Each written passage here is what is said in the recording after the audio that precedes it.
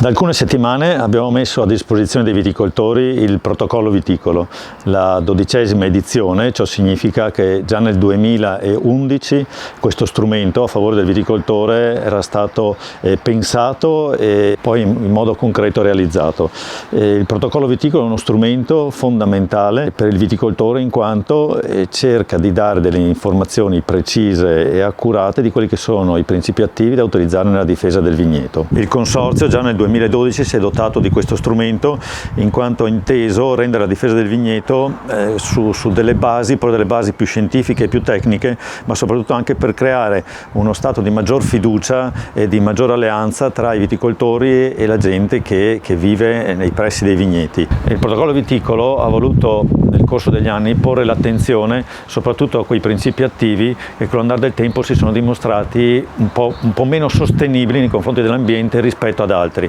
Un esempio è stato proprio il Mancozeb, di cui se n'era così sconsigliato l'uso già dal 2012 e quest'anno la Comunità Europea lo ha totalmente abolito dai propri elenchi. Il protocollo viticolo quindi un insieme di informazioni, un insieme di strategie operative che sono diventate sempre più importanti per il viticoltore e sempre anche più richieste. Quindi sicuramente il consorzio anche nei prossimi anni si darà come priorità la realizzazione di questo documento e che tra l'altro sta diventando di esempio anche per altre denominazioni. Il protocollo viticolo comunque affronta anche altre tematiche e quest'anno ad esempio ovviamente c'è un focus sulla flavescenza dorata, un focus sul mal dell'esca, ma in particolar modo il gruppo tecnico del consorzio si è tenuto a sottolineare anche l'aspetto suolo e da una recente intervista è emerso che l'abitante dei luoghi sempre più dà importanza alla vitalità del suolo e anche alla salubrità del suolo. In questo approfondimento quindi che si troverà nel protocollo viticolo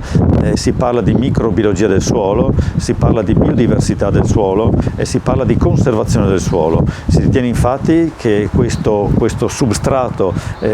molto spesso dimenticato sia invece l'elemento che può guardare con maggior fiducia al futuro, soprattutto per quanto riguarda il contrasto al cambiamento climatico, ma anche per una miglior qualità delle nostre uve. Dobbiamo infatti ricordare che il suolo è l'ambiente in cui vivono le radici e le radici sono la parte più importante della vite.